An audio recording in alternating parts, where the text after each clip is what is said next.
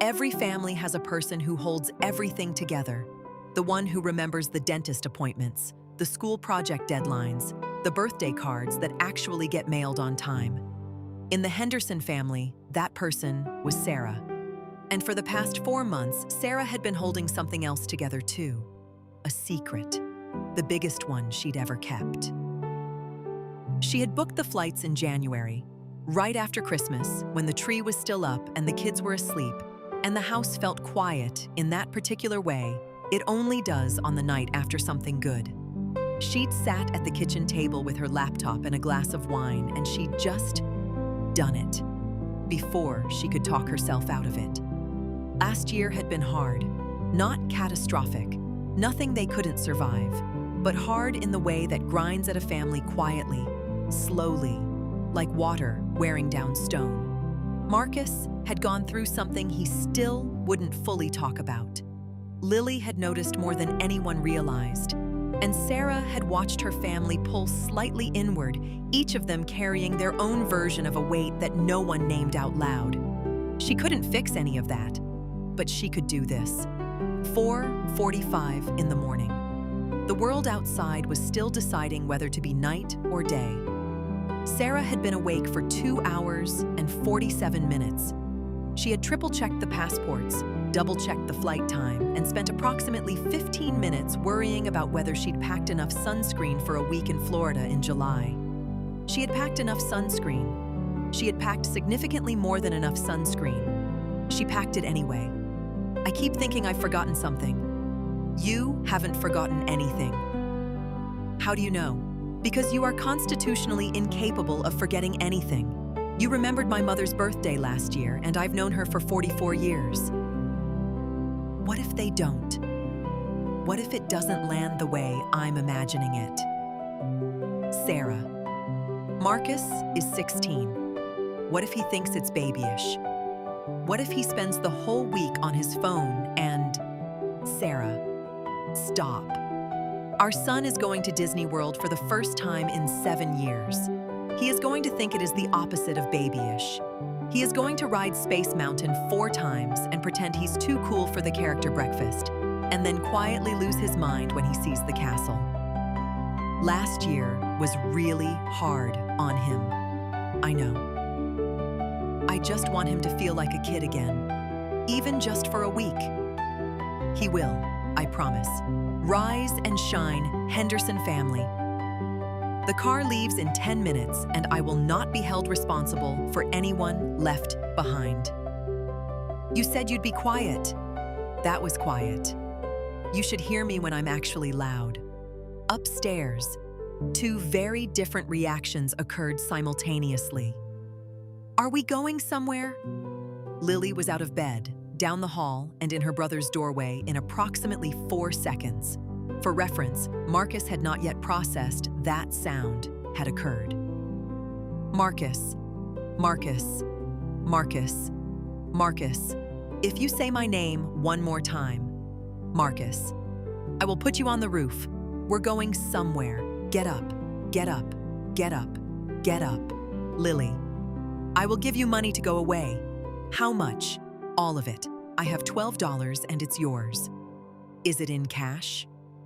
Yes, it is in cash. Lily, not enough. Get up, get up, get up, get up. I'm going to remember this. Great. Remember it in the car. We're leaving. Marcus Henderson had not wanted to get out of bed. Marcus Henderson had, in fact, been looking forward to sleeping until noon and then playing video games in his underwear. Marcus Henderson had plans. And yet, there was something in the way his mother had said somewhere really good on the phone last week, when she thought he wasn't listening, that had kept him just awake enough to be curious. He wouldn't admit that to anyone, but he was curious. He'd had a rough year. He knew that. His parents knew that. Even Lily, who was 9 and generally unaware of anything that didn't directly involve her, had known that. She'd just shown it in the only way she knew how, by being louder and more annoying than usual, right up in his face, refusing to let him disappear too far into himself. He'd hated it at the time. He was starting to think that might have been the point. The Henderson family loaded into their minivan the way most families load into their minivans, with a complete absence of order and a vague collective agreement that everything would probably be fine. The bags were in, the passports were in, the children were in, which was frankly the hardest part. Jack had triple-checked the tires. Sarah had the envelope. Lily had her stuffed dinosaur, whose name was Gerald, and who was not, despite Marcus's objections, too old to come on trips. Where are we going? Is it the beach? Are we going to see Grandma? Is it a surprise birthday party? Whose birthday is it? It's not my birthday. Is it Dad's birthday? Dad, is your birthday in April? When is April? Dad, is it your birthday? It is not my birthday, Lily. Then why are we going somewhere? Because families sometimes go places, Lily. It's a thing that happens. Is it space? We are not going to space. How do you know? Because we are in a Honda Odyssey, Lily, not a rocket ship. You don't know what a rocket ship looks like on the inside. It doesn't look like this. Mom, is it space? It is not space. She said it's not space, but she didn't say it's not incredible. That is not how those words work. You're not how words work? That literally doesn't mean anything. It means you don't mean anything. Both of you are making excellent points. Jack, sorry, I'm Switzerland. This was the thing about Lily and Marcus. To an outside observer, they appeared to be engaged in low-grade warfare at all times. What that outside observer would miss was the other thing. The way Marcus had, twice now in the past year, shown up at Lily's door in the middle of the night when she had bad dreams, sat on the floor next to her bed, and talked about absolutely nothing in particular until she fell back asleep. The way Lily, at 9 years old, was the only person in the house who could always make Marcus laugh when he'd gone quiet.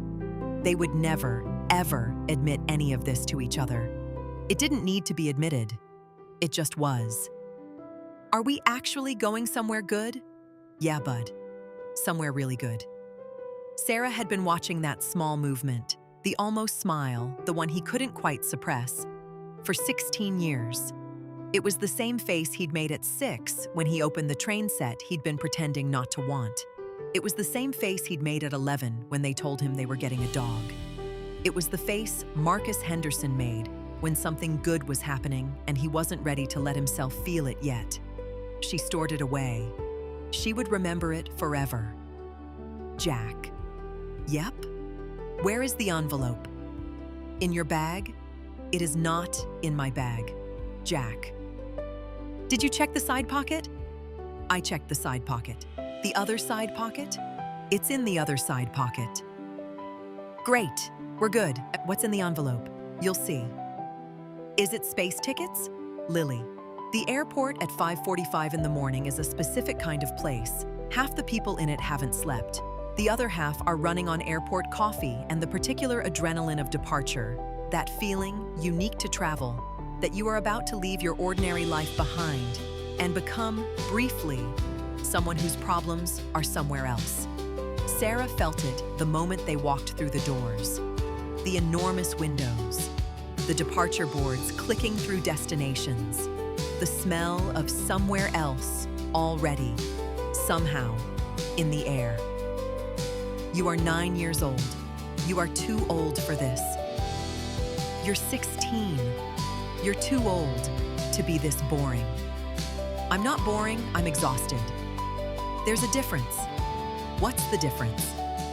Boring is a personality. Exhausted is a condition. You're both.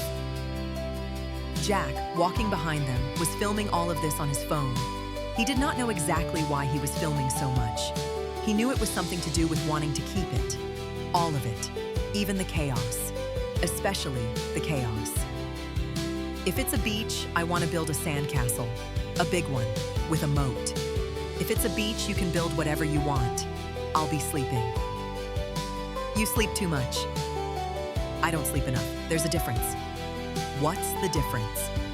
I literally just explained this concept to you 3 minutes ago. I wasn't listening 3 minutes ago. I know you weren't. Marcus, what do you want it to be? Somewhere far away? Somewhere that has nothing to do with home? Yeah, me too. Also, if there's a pool, I want a pool with a slide. Obviously. 4 months. 117 days. Sarah had kept this secret through Christmas, through a particularly difficult February, through spring break when Lily had begged to go somewhere, and Sarah had said not this time with a straight face that had cost her more than anyone knew. 117 days of being asked and deflecting and smiling and saying, "We'll see." It was time. Okay, before we check in, I need both of you to open this. Together. She said together. Are you on my side right now? Don't make it a thing. Is that Disney World? Yeah, baby. That's Disney World. You planned this the whole time. Since January. Since the night after Christmas. I was sitting at the kitchen table and I wanted to give you all something to look forward to. After everything last year, I wanted us to go somewhere that was just ours. Just good. No complications. Just the 4 of us being happy. Thank you, Mom. I love you so much, Bud. Can we go now?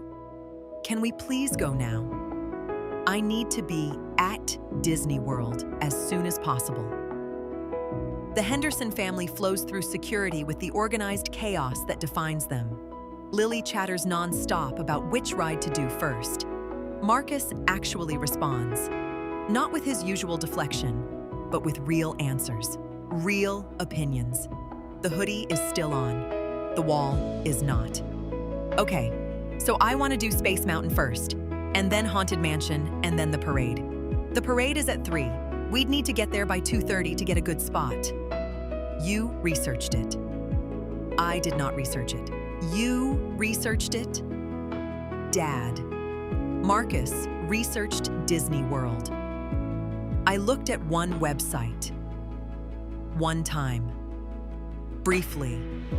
He's excited. Marcus is excited. I'm strategically informed. There is a difference. What is the difference? Lily. Laptops out, shoes off, liquids in the bin. Does he go through? He goes through. He's had some anxiety lately. He'll be fine. The machine is gentle. Can you tell him that? He responds better to strangers. You're going to be fine, buddy. Jack got the whole thing on video. He would post it to literally no one because he was not on social media, but he would watch it back, alone, probably crying, at least 15 times over the next year. He knew this about himself. He was at peace with it. There is a particular quality to the time you spend waiting at a gate before a flight. It is not quite your ordinary life anymore. You've already left home, already passed through the threshold of security, already committed to going somewhere. But you haven't arrived anywhere yet either. You exist in a kind of beautiful in-between. The Hendersons, spread across their row of gate seats with their bags and their chocolate milk and their castle printout, existed in this in-between together. And it was good. He had spent a significant portion of the last year being irritated by his little sister. She was loud. She was everywhere. He looked at her now, asleep with her dinosaur, holding on to that castle picture even in sleep, and felt something he didn't have a word for yet, but would probably figure out in a few years. Something that had to do with how small she was, how much she trusted the world to be good, how much he wanted it to be, for her sake. You did something really good, Sar. We got through a hard year. We did, and now we get a good week. Hey, Mom. Yeah? This is the best thing you've ever done. Don't tell her that. She'll want me to top it every year. She's going to want that anyway. Good morning, ladies and gentlemen. We are now beginning general boarding for Flight 2247 to Orlando, Florida. Welcome to your flight. It's time. It is time. We have to go. Marcus, get up. It's time. I'm up, Lily. I'm right here. I want the window seat. I'm older. Seniority. I'm smaller. Better fit. That's not a real argument. It's a real argument, and it's correct. You got the window seat on the way to Grandma's in March. That was a different window. Windows are windows, Lily. This is a plain window. It goes to Disney World. It's completely different. Jack took one more video. Just the jet bridge. Just his kids walking into the light, hand in hand. The argument about the window seat floating back to them even as the distance grew. He didn't say anything. Neither did Sarah. There wasn't anything to say that the moment wasn't already saying for itself. This is the thing about families. They are loud and chaotic, and they forget things in drawers and argue about window seats at 7:40 in the morning and fall off beds and scream in airport terminals and drive each other gently insane in the specific ways that only people who love each other completely can manage. And every now and then, not always, not as often as you'd like, one ordinary morning turns into something none of you will ever forget. The Henderson family walked onto that plane. Gerald was in the overhead bin. Lily got the window seat. Marcus pretended to be annoyed about it for approximately 4 minutes and then leaned over to look out of it himself. Jack cried again on takeoff and again denied it. And Sarah, 35,000 feet above the earth, looked at her family and felt something settle quietly in her chest. Something that had been wound tight for a long time. It came undone, gently, at altitude, somewhere over Georgia. She closed her eyes. She slept the whole way there. Thank you for watching. If you enjoyed this lesson, please subscribe for more daily English. See you next time.